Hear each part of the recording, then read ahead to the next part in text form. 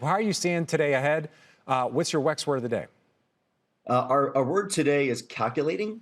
I think investors need to be really thoughtful and calculate and really dissect the information from these Fed meetings, from these earnings reports, because I think we're at a pivotal time in markets between what the Fed's going to do next in the June meeting and what that means going forward to policy, as well as the debt ceiling. I think there's a huge chasm between saying we're not going to default and having real true clarity on spending decisions.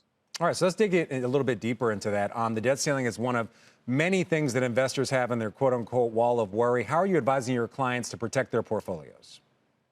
Great question. Important question, Frank. So we believe the market may have been a little bit optimistic these last several days in interpreting what does it mean that we're not going to default?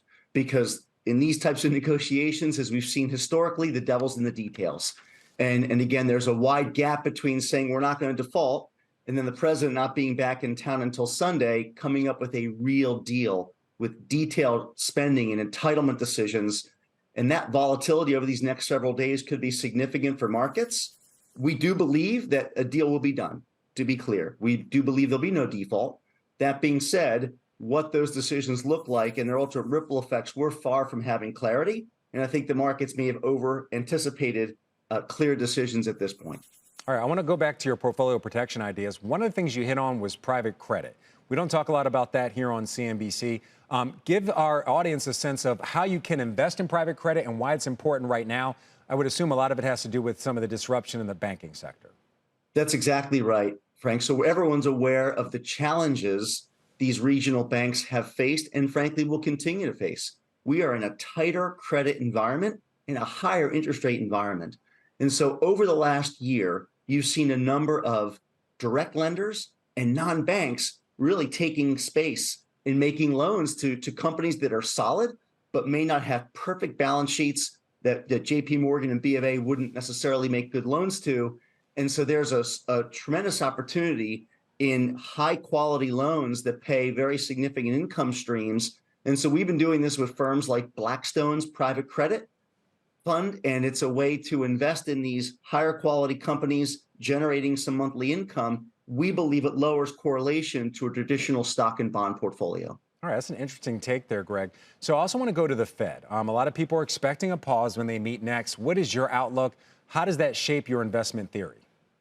No, it's a good question, Frank. So I think it's important to understand we are all of the same mind that the Fed should be done. Clearly, the ripple effect, the damages we're seeing in the slowdown in housing and manufacturing, which we'll likely see today in these reports, is evident.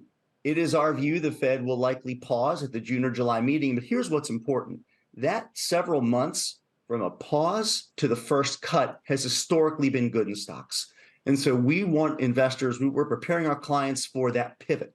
That pivot when the debt ceiling is resolved, the Fed has clearly had a meeting and said, we're done for now.